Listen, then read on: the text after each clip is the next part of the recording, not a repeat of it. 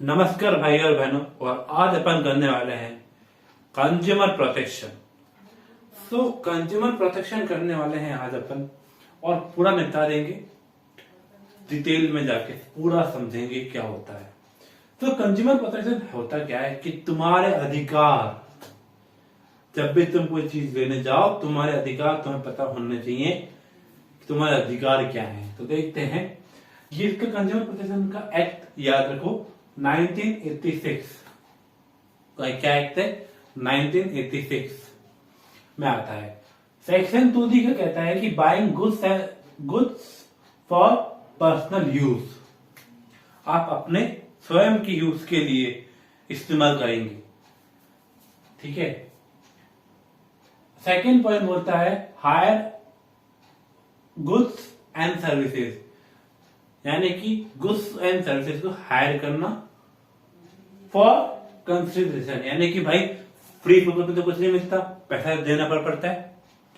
तो यानी कि आपने पैसा दिया और आपने गुड्स को लिया, ये बोलता है एक्ट, ठीक है। अब इसके कुछ एप्लीकेबल देखते हैं। Applicable through out all the India, पूरे इंडिया में एप्लीकेबल है ये। Applicable all types of undertakings. अब इसमें क्या होता है, पब्लिक हो गया, मैंने बताया पब्लिक, प्राइवेट, कॉम्पिटिटिव सिक्योरिटीज, ठीक है। उसके बाद प्रोटेक्ट इंटरेस्ट ऑफ कंज्यूमर्स और कंज्यूम भी करते हैं तो कस्टमर्स का प्रोटेक्ट करना, ये होता है तुम्हारा कंज्यूमर प्रोटेक्शन एक्ट, ठीक है। और इसका डेफिनेशन क्या है, तो ये होता है safe guard against the anti consumer trade practices, से बचाना हमको। तो आगे देखते हैं इसका जो राइट्स हैं, कंज्यूमर राइट्स क्या क्या है।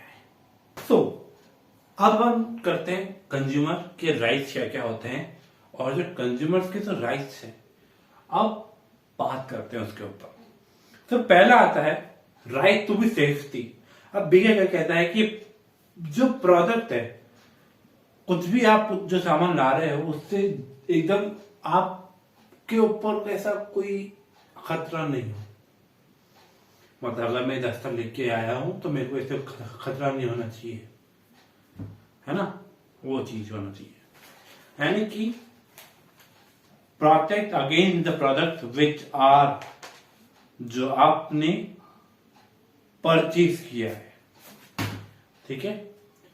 फिर कहते हैं राइट टू बी इन्फॉर्म्ड। अब राइट टू बी इन्फॉर्म्ड क्या कहता है कि आपको complete information about the product, यानी कि आप जब मार्केट में घुस रहे हो ना, तो आपकी जिम्मेदारी बनती है, आपका राइट है कि अगर आप कुछ भी सामान लेने लो, सपोज मैं एक बार गया ट्राइपॉड लेने, तो मुझे इंफॉर्मेशन लेनी थी कि कैसे काम करता है, क्या कैसे घूमता है, क्या करता है।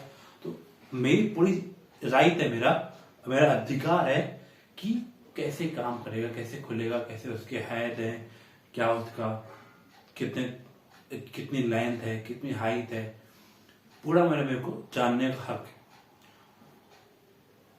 ये राइट है।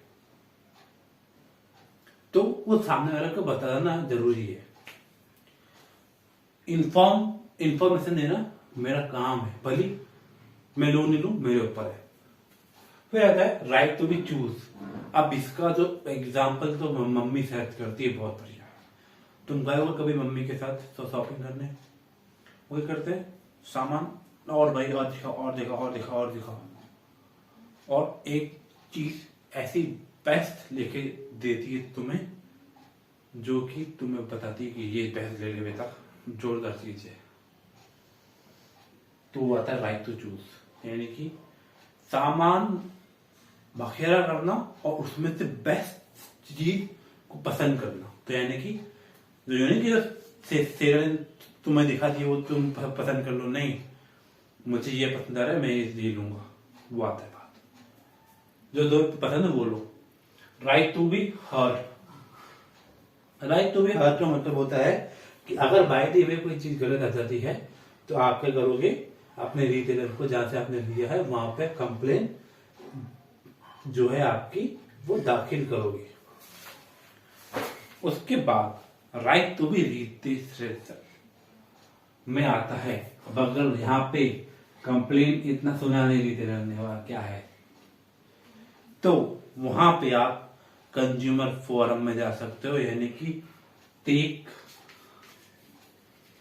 N action. Take an action, ठीक है। सो अब बात कर लेते हैं अपन कंज्यूमर की रिस्पॉन्सिबिलिटी के ऊपर। अब अपन बात करते हैं रिस्पॉन्सिबिलिटीज के बारे में। तो कंज्यूमर की रिस्पॉन्सिबिलिटी क्या होती है? तो always be aware about the availability of the product, यानी कि आपने बस खरीद लिया बिल्कुल बल्क में, भाई कितना मार्केट में अवेलेबल है पता तो करो, नहीं तो पता करना।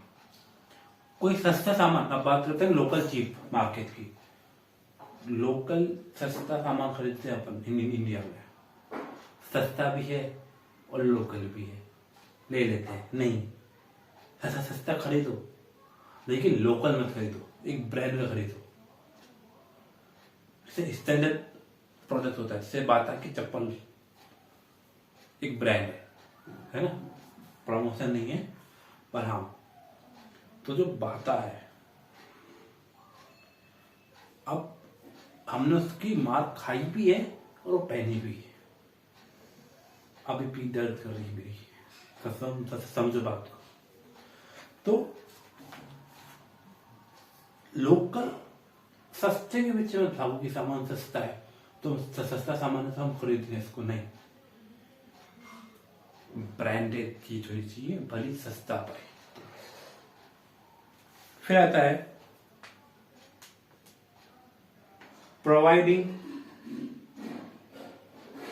फिर आता है providing relevant information to seller, यानी कि अग्रेसिव डिमांड।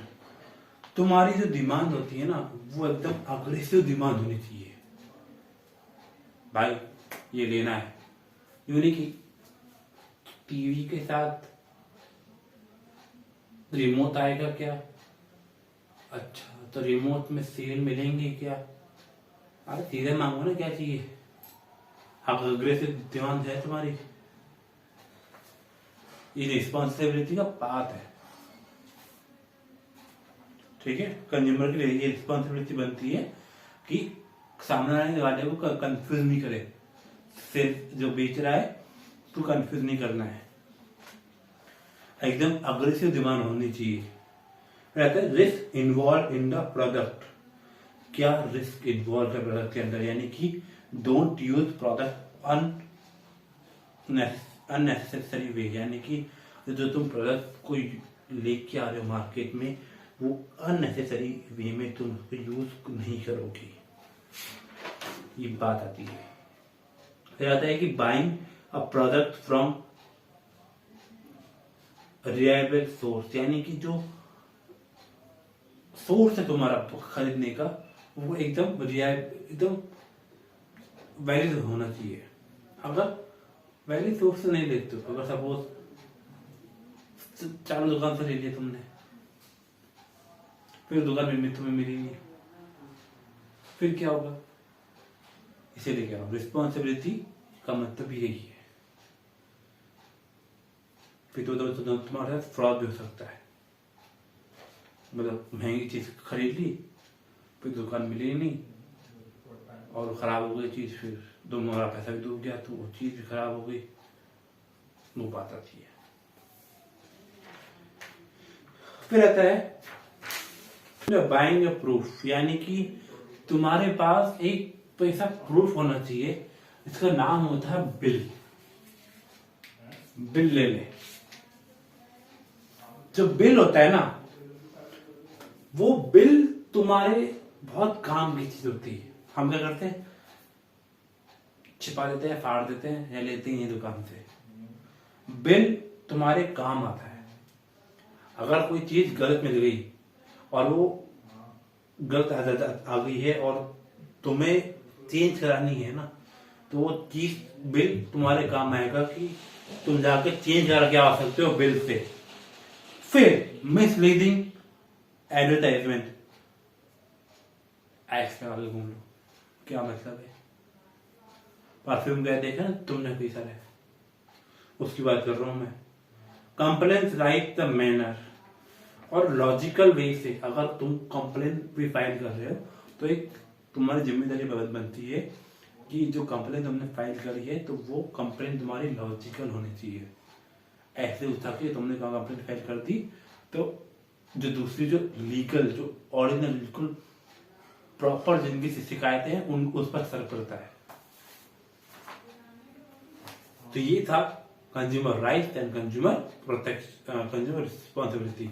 अब आगे बढ़ते हैं अपन नेक्स्ट कि अब तुम एक कंज्यूमर की तरह कैसे कंप्लेन को फाइल करोगे। अब अपन करने वाले हैं कि तुम कंप्लेन कैसे फाइल करोगे यार।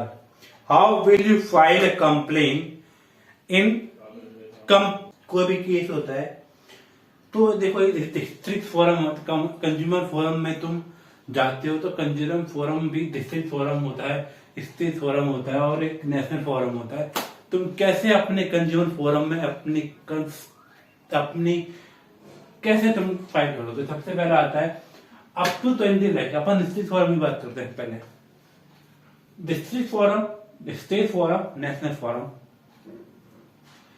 अप टू डिस्ट्रिक्ट फोरम में 20 लाख की बात आती है। स्टेट फोरम में 20 लाख से लेके 1 करोड़ के बीच में।